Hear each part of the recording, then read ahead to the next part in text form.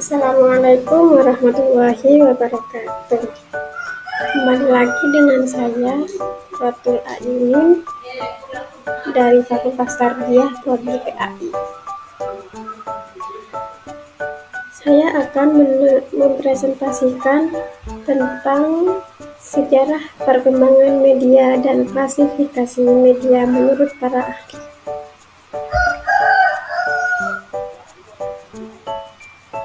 Pendahuluan. Pada awal sejarah pendidikan, guru merupakan salah satunya sumber untuk memperoleh pelajaran. Dalam perkembangan selanjutnya, sumber belajar itu kemudian bertambah dengan adanya buku.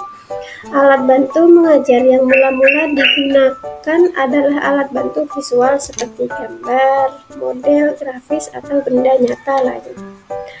Alat-alat bantu itu dimaksudkan untuk memberikan pengalaman lebih konkret, memotivasi, serta mempertinggi daya serap dan daya ingat siswa dalam belajar. Media pembelajaran sejarah dapat membantu guru menyampaikan materi dengan lebih efektif, memotivasi siswa, dan meningkatkan kualitas hasil belajar. Apa sih sejarah media itu?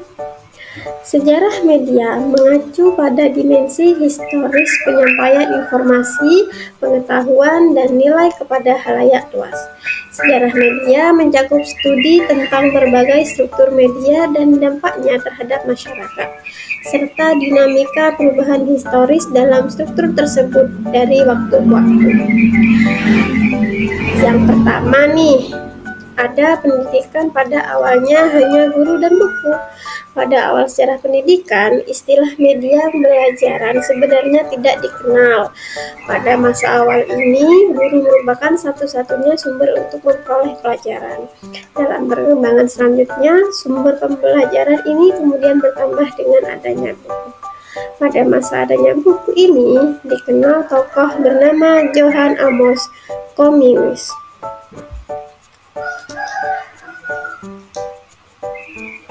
Sejarah yang kedua, masuknya pengaruh teori komunikasi pada proses pembelajaran dan munculnya EVA. Pada mulanya, media hanya dianggap sebagai alat bantu dalam proses mengajar teaching aids. Pada waktu itu, alat bantu yang dipakai adalah alat bantu visual, misalnya model, objek, dan alat-alat lain yang dapat memberikan pengalaman konkret, motivasi belajar, serta mempertinggi daya serap para siswa didik yang sedang belajar. Kemudian pada tahap berikutnya, mulailah muncul pengaruh teknologi audio pada sekitar abad ke-20 yang melengkapi penggunaan alat bantu visual tersebut. Pada akhirnya, kombinasi alat bantu audiovisual untuk membantu pembelajaran ini disebut dengan Audio Visual Aids atau AVA. Bisa dilihat gambarnya ya. Sejarah yang ketiga, kerucut pengalaman Edgar Dell. Bersamaan dengan munculnya EVA, Edgar Dell membuat 11 klasifikasi tingkatan pengalaman belajar, dari yang paling konkret sampai yang paling abstrak, untuk membantu membuat alat visual audio yang lebih membantu siswa dalam belajar. Klasifikasi Dell ini dikenal dengan nama kerucut pengalaman atau Count of Experience. Pada masa ini, para pendidik sangat terpikat dengan kerucut pengalaman Dell, sehingga pemilihan jenis media yang paling sesuai untuk memberikan pengalaman belajar tertentu pada siswa banyak dipengaruhi oleh teori Dell ini dibandingkan dengan teori sosial kognitif. Pada akhir tahun 1950, teori komunikasi mulai mempengaruhi penggunaan alat audiovisual. Dalam pandangan teori komunikasi, alat audiovisual berfungsi sebagai alat penyalur pesan. Ini contoh gambar dari kerucut pengalaman Edgar Dell. Next, klasifikasi media menurut para ahli. Klasifikasi media menurut para ahli dapat dilakukan berdasarkan ciri fisik, sifat, daya liput, dan lain-lain. Klasifikasi media berdasarkan ciri fisik media pembelajaran 2 dimensi, media pembelajaran 3 dimensi, media pandang diam, dan media pandang gerak.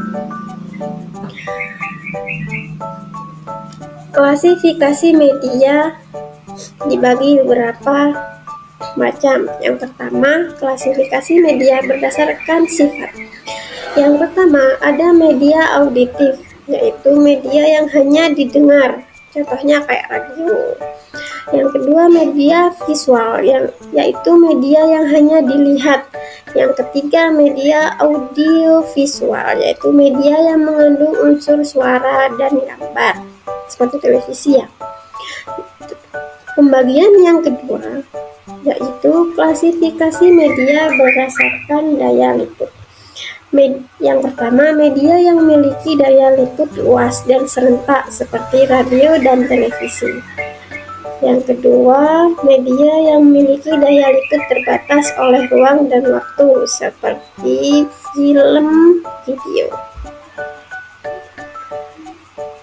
Dan yang terakhir, klasifikasi media menurut para ahli lainnya. Menurut Birch, media dikelompokkan menjadi 8 kategori, yaitu media audiovisual, gerak, media audiovisual diam, dan lain-lain. Yang kedua, menurut Dweck, media diklasifikasikan berdasarkan rangsangan yang ditimbulkan, seperti objek, model, suara langsung, rekaman audio, dan lain-lain. Sedangkan menurut Anderson, media pembelajaran dibagi menjadi 10 kelompok media, yaitu media audio cetak, dan lain-lain. Yang terakhir, menurut Scrum, media dikelompokkan menjadi media rumit mahal atau big media, dan media sederhana murah atau little media. Kesimpulan dari presentasi pada materi ini yaitu perkembangan media pembelajaran telah mengalami perubahan yang signifikan seiring dengan perkembangan teknologi. Dari awalnya yang menggunakan buku, kini media pembelajaran telah berkembang menjadi digital dan online. Dari buku sekarang menjadi kayak seperti proyektor, laptop,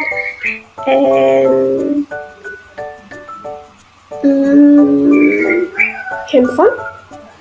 Dan klasifikasi media menurut para ahli memiliki beberapa kesamaan dan perbedaan.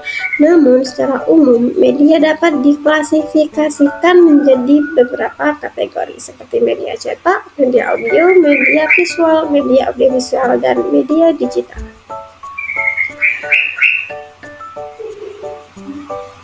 Referensi yang saya ambil dari beberapa jurnal yang saya baca.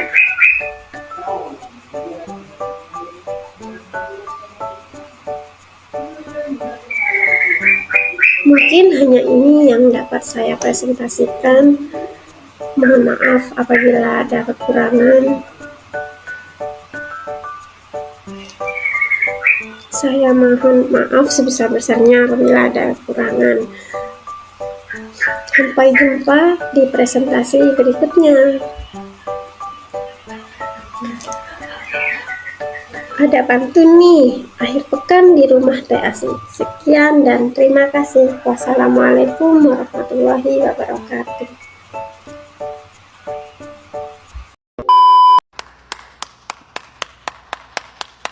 Hope you do.